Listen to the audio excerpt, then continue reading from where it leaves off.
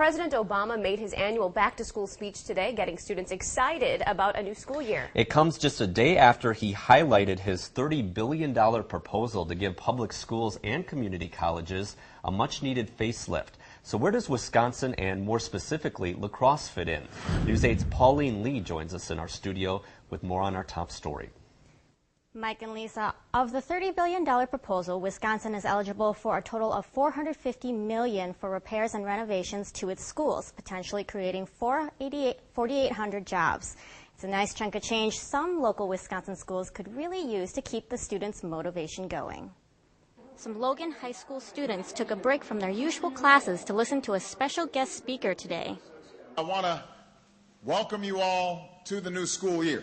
Connecting with students all the way from Washington, D.C., the president had a specific goal in mind: motivation for a brighter future. You've got to wonder, you've got to question, you've got to explore. And every once in a while you need to color outside of the lines. And for Logan High School senior Joshua Friends, it did just that. Really motivates me, I guess, to do well in school so I can move on and get a better education and move on in the future for a better job. This year's back-to-school speech also touched on getting students ready to enter a digital age, one where smartphones, iPads, and smartboards become more and more part of everyday life.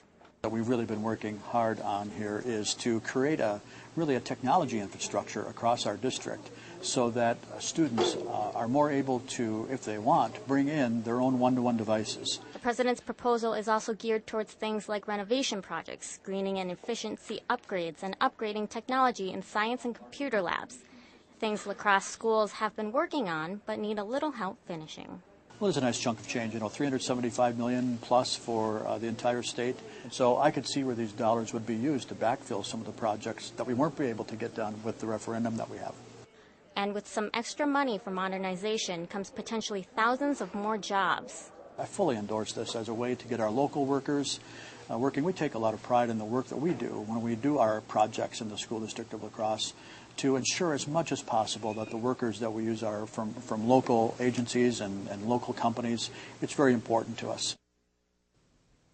Superintendent Nelson tells me one of the projects they are currently working on is getting all of the schools in the district up to date with the heating, ventilation, and air conditioning standards. But they are still trying to find the funds to make that possible. Thanks, Pauline. And President Obama's Repairing and Modernizing American Schools proposal is part of the American Jobs Act he unveiled earlier this month.